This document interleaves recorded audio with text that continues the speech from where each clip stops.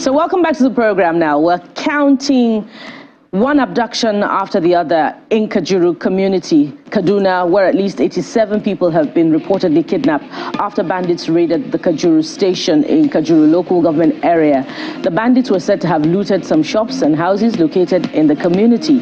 According to the chairman of Kajuru Council, Ibrahim Gajeri, the attack occurred on Sunday night, coming a day after 14 people were kidnapped by bandits at Dogon Noma community, also in Kajuru local government area.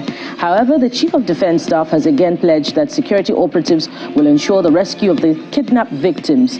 General Christopher Musa gave this assurance when he paid a visit to Governor Ubasani of Kaduna in the wake of the latest abduction in Kajuru.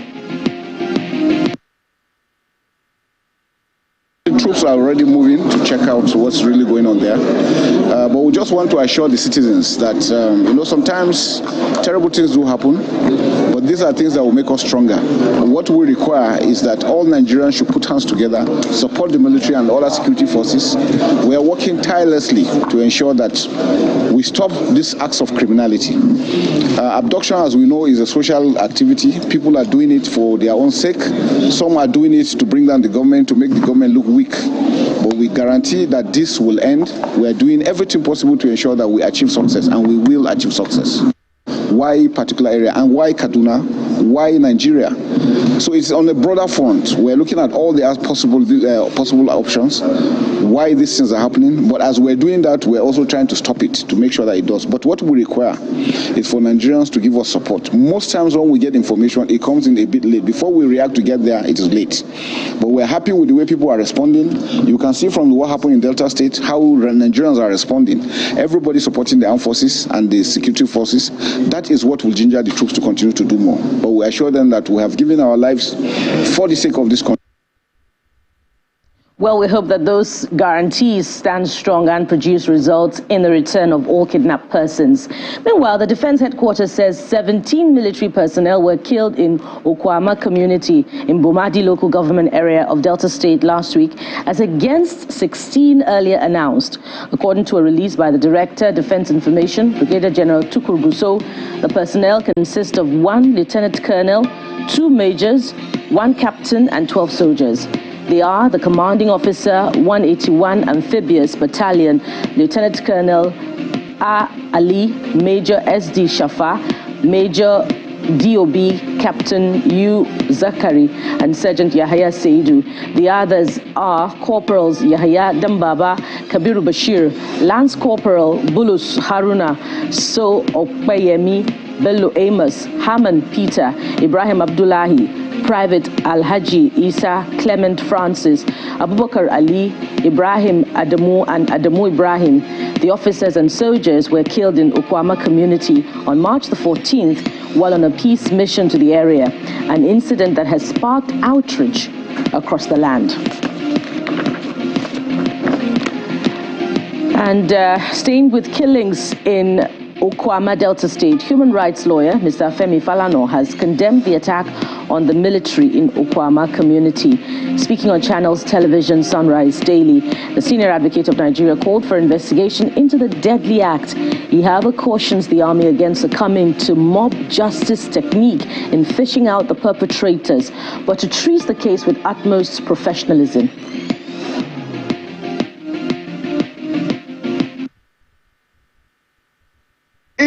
On the night of the 16th, angry soldiers stormed Okwama village and set it on fire. For me, it is avoidable. And you see, you can't blame soldiers alone. There is a general position in the society whereby, because of loss of confidence in the judicial system, everybody, embraces mob justice. Even the statement of the president yesterday, we are in a civilian, a democratic system of government. The president cannot order military authorities to fish out civilians involved in a heinous crime. That is the duty of the police. In this case, it was reported by the chief of defense staff. This I read that on Saturday. General Christopher Musa, that some arrests have been made. So what I expected the authorities in Delta State to do on that day was to have these suspects transferred to the police so that on Monday morning, this morning, they will be charged before the court. And a statement ought to have been made. We have arrested the criminal elements. We are going to have them arraigned in court on Monday. At least that will go a long way to douse the tension that was allowed to mount, culminating, unfortunately, in the attack on Okwama village. We saw this in Zakibia. We saw this in Odi. We saw it in Baramotu. And when people went to court, nobody was talking of those who were killed. Nobody was looking for the criminals that killed. It was like a question of those who were made victims through collective punishment, which is not part of our law. And now, away from the Delta killings, the Federal Capital Territory Administration, in collaboration with the FCT police, have embarked on the clearance of routes said to be used for escape by kidnappers in the nation's capital. Speaking at one of the sites at the Akwo Resettlement area of Abuja, the Secretary, Command and Control Center of the FCTA, Mr. Peter Olumuji, explains that the trees provide cover for kidnappers from where they escape into Nasarawa State. City Police Command in recent time have recorded a lot of successes by rescuing most of these kidnapped victims. And from what they've gathered so far, they realize that this particular route, if it's not taken care of, can still be a safe haven and escape route for the kidnappers. And that is why the FCT Police Command, like you've seen, they've deployed massively here in conjunction with the FCT administration to ensuring that these trees, which serve as safe haven for these kidnappers whenever they kidnap their victim, is removed. More from Delta States now. Motorcycle riders took over major roads and markets in Asaba, the state capital, and Okayama in Oshimili North local government area of the state to protest the death of two of their colleagues on Sunday night. Businesses around the popular midwifery market in Okpanam and the Delta State Post-Primary Education Board along Sunis Road were also attacked by the protesters. According to the state police spokesperson, Mr. Bright Edafi, the motorcycle riders were protesting the death of their colleagues during an enforcement operation by the state task force. Security personnel were later drafted in to bring the situation under control. It seems one protest after another as another was recorded in the south, this time in Ogun State, where many people were reportedly injured following a clash between members of the National Union of Road Transport Workers, NURTW, and the Ogun State Parks Management, OGSPAM, in Abeokuta, the state capital. It was gathered that trouble started when the State Commissioner for Transportation, Mr. Gbenga Dairu, directed the leadership of the State Parks Management to stop the sale of revenue tickets while the NURTW was ordered to take over. This was said not to have gone down well with members of the parks management who stormed various parks with dangerous weapons.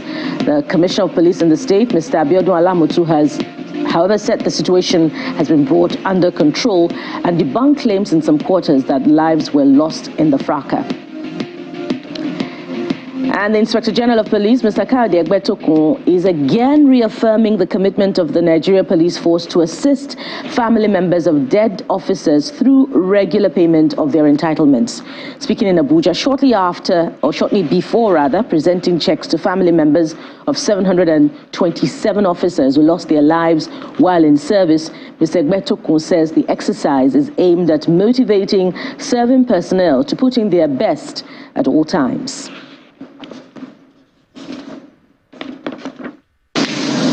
Today's ceremony stands as a poignant testament to the unwavering dedication of the current police leadership towards the welfare of the families of our fallen colleagues. It serves as a solemn pledge to all serving personnel that neither the nation nor the force will abandon them. Today, we are poised to distribute checks across 5 distinct categories, reflecting our diverse commitment to the beneficiaries. The first category comprises checks amounting to 55,763,040 naira, 95 kobo for 311 beneficiaries. This represents the remaining 5% balance of the group life assurance policy payments for batches 9 and 10 and 2021 to 2022 insurance year. The second category includes checks totaling 700,497,696 naira 19 kobo for 178 beneficiaries. These are 90% of the group life assurance policy payments, batches 15 and 17 for the 2021 to 2022 insurance year. And now to education. The Senior Staff Association of Nigerian Universities, SANU, and the Non-Academic Staff Union of Universities have begun a 7-day warning strike over what the unions describe as unfair treatment and disparity in the payment of withheld salaries by the federal government. Channels Television monitored the compliance level in some parts of the country following the commencement of the strike yesterday.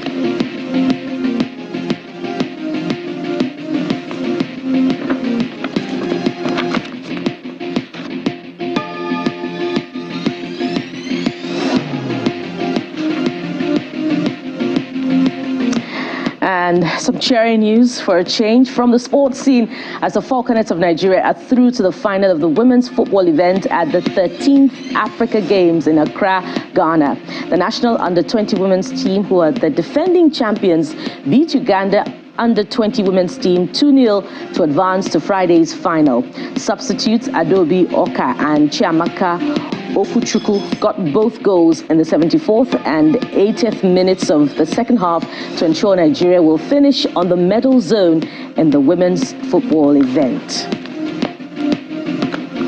And outside our shores, the United States has denounced Russia's election as undemocratic and chosen not to congratulate President Vladimir Putin, who was declared winner by a sweeping margin. Responding to questions on Putin's re-election, State Department spokesman Vedant Patel responded sarcastically. In her words, "I was on the edge of my seat. It was such a nail-biter." Patel described the conduct of the polls as an incredibly undemocratic process. Asked if the United States was withholding recognition of the result, as urged by some dissidents, Patel said, "I think it is safe to say that there certainly won't be congratulatory messages coming from the United States of America." And so what are some of your reactions to these big stories?